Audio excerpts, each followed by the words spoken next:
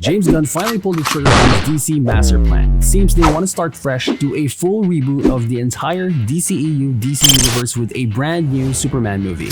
After canceling multiple planned titles like Man of Steel 2 and Wonder Woman 3, along with a lot of other changes he brought on, some of the onlookers and fans are worried everything is spiraling out of control. Some say it's a mess, some have already called the whole thing unsalvageable and doomed to fail. Apparently it's also met with resistance from within, as other IPs under the WB Discovery umbrella are set to remain in their own space within the larger context of the new DCU. And they're pretty big names too, namely Todd Phillips' Joker and Matt Reeves' Batman. So the question remains, has he already failed even before he actually began? And is it fair to say they're digging their own grave with the decisions they made so far? This all started with James Gunn revealing on Twitter that a Superman movie is in the works, going back to his days as a cub reporter for the Daily Planet. Some were pretty quick to point out that it sounds like he's doing another origin story for the character, something that we've seen multiple times in films, shows, and over the course of Superman's comic book publication, and it's quite clear that nobody wants another retreading of the same story. We've already seen Jor-El's race against time to save his infant son, Krypton exploding for the nth time, and Ma and Pa Kent find a boy inside a crater, last ship, and raise him like their own. Let's skip all of that and move on.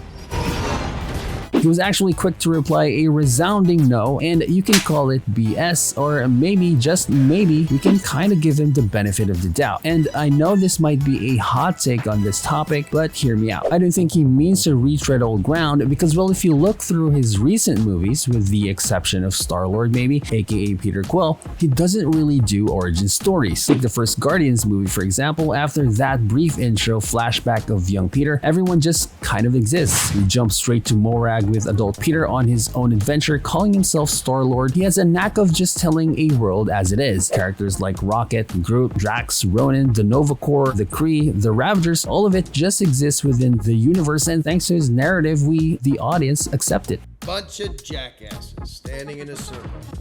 We don't question why there's a talking raccoon and a walking tree, and why they're even working together, why a space alien wielding a magical hammer wants to wipe out an entire planet. He basically made an Avengers team in space with one movie, something that previously took 10 years to build. And just because Clark Kent is back as a young rookie reporter doesn't mean we'll get that version of the character. Donner's Clark Kent started working for the Daily Planet, he was already Superman. We didn't see anything related to him learning about his powers. He didn't try to jump off the side of the building trying to see if he could fly.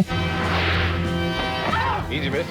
I've got you. He'd already found out about his heritage from drunk Marlon Brando. He has the suit, he has the Fortress of Solitude, he's at full capacity. It worked with Tom Holland's Spider-Man in Homecoming, it even worked with Matt Reeves' Pattinson Batman. So there's no real reason it can't work with Superman. You can go straight to peak level Superman, pit him against a powerful adversary, or better yet, do a team up. Pit him against Lobo so he can do a team up against Mongol or whatever, have Brainiac kidnap Lex Luthor. Literally anything is possible. So relax a little bit, let the man do his job.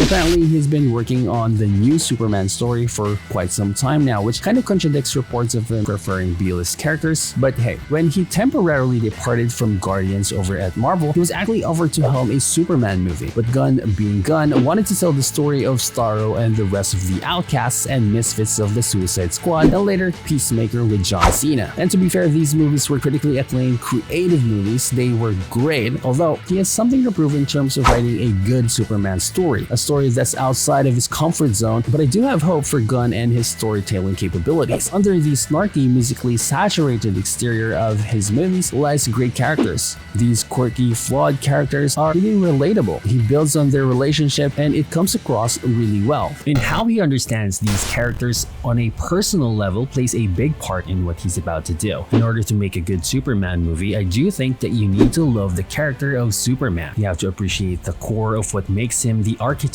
of a superhero. He's not a tortured soul like, say, Batman. He's not a hero because of some prophecy that he's destined to save humanity. He's a hero because that's just the right thing to do. That's how he was raised by his kind-hearted Kansas parents, and this is what made the hero basically a household name, traditional values. And it's up to James Gunn to bring that once again to the big screen. It's clear he wanted to rebuild this universe, and unfortunately he had some cleaning up to do. And I can kind of see why he's taken the reboot route. From a business perspective, this decision actually makes sense.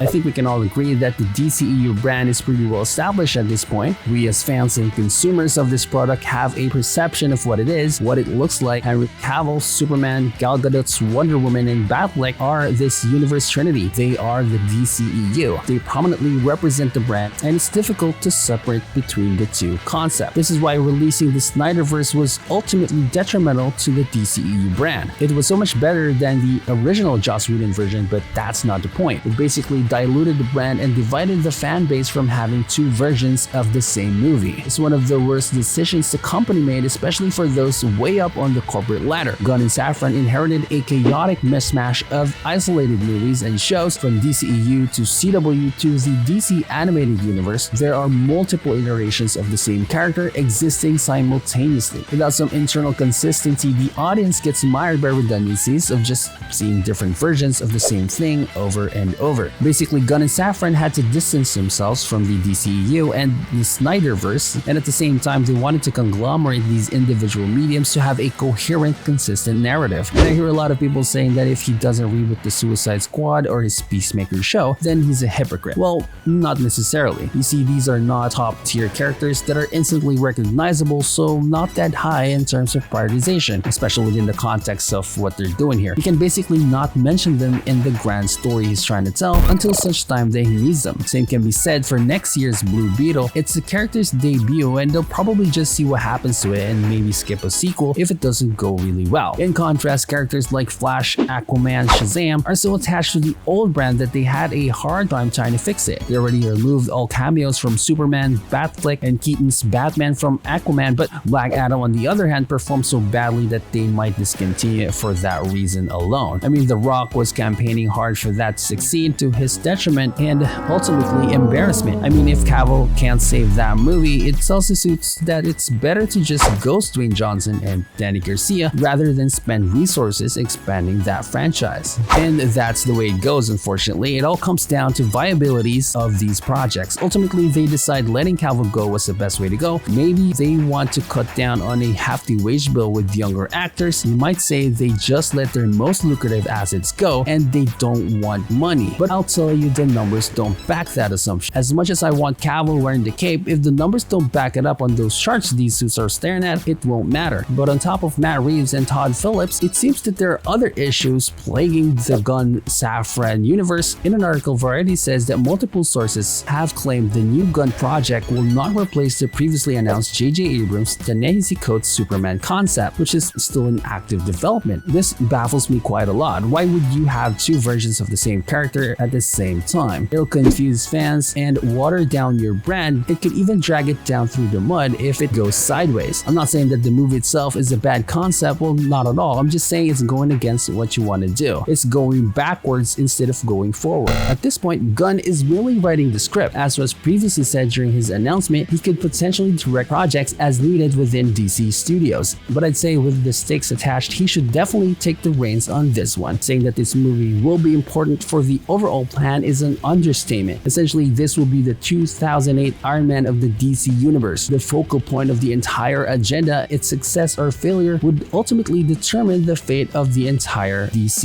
universe. Let's hope James Gunn delivers by going back to an era where traditional values are paramount in a feature. Maybe Hollywood takes a step back to his creative impetus and leave him the f alone. Thank you so much for staying this long. Please consider a like and subscribe. It would really help the channel out. Take care out there and see you on the next one. They can be a great people, Kal-El, they wish to be. They only lack the light to show the way.